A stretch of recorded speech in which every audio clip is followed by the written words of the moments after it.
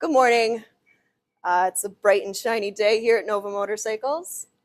Today, I'm working on a 2002 Yamaha YZF R6. It's a 600cc. This is one of the last years of their carbureted model, and I love these bikes whenever they get to come in. A lot of times they come in super abused. People get really creative with, their wiring and everything. So, and for some reason, I don't know what is wrong with me, but I may just be a glutton for punishment, but I love working on these and getting them running nicely. This one came in with a complaint of, it's new to the owner. They just bought it and they noticed a engine noise down at the bottom as they were riding it, and they made the appointment and all that. And then so when they drove it here to drop it off, they said the noise went away, but then their battery died. So I'm thinking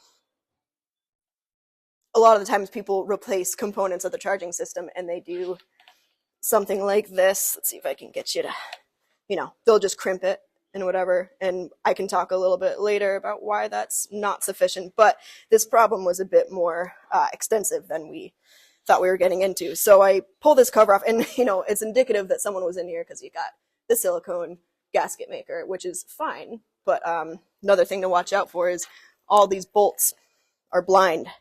And behind them, they had little bits of silicone. And what happens there is when the case exceeds, builds up pressure from the heat and everything, the bolts can actually hydraulic themselves out and blow holes in your case. It's fantastic, truly outstanding. But with this one, you can see the stator is supposed to mount to your outer case. So whoever installed it either didn't use the right bolts, because I'm seeing, there's the bolts they use and turn itself into sea glass. Check this out. That's one half of a bolt that just got knocked around there. That's motorcycle sea glass. But I'm looking at this bolt. It's the wrong height. If they mounted it, you only got that much engagement, and the threads start, half an inch down into that boss. So I can't really tell exactly what went wrong, other than something totally went wrong. So the customer, hearing the noise, was this being loose, rattling around, and then eventually it loosened up enough that it stopped making noise altogether, but he lost his charging. And his other complaint was he was smelling something burning, which can happen when you use these types of connectors. You've got high amperage going on these yellow lines. These are your stator lines. You got high amperage coming from here to your reg rack. And when you have something in line, like these hardware store crimp connectors, you're not going to be passing enough. There's going to be too much resistance, and it's going to manifest in heat and loss of voltage. And we see it all the time, and that's a dead giveaway for the problem. So I peeked under the tank, saw some of that going on. I'm like, okay, I know exactly what's going on. But so what do you do instead? Oh yeah, learn how to solder. It's super easy.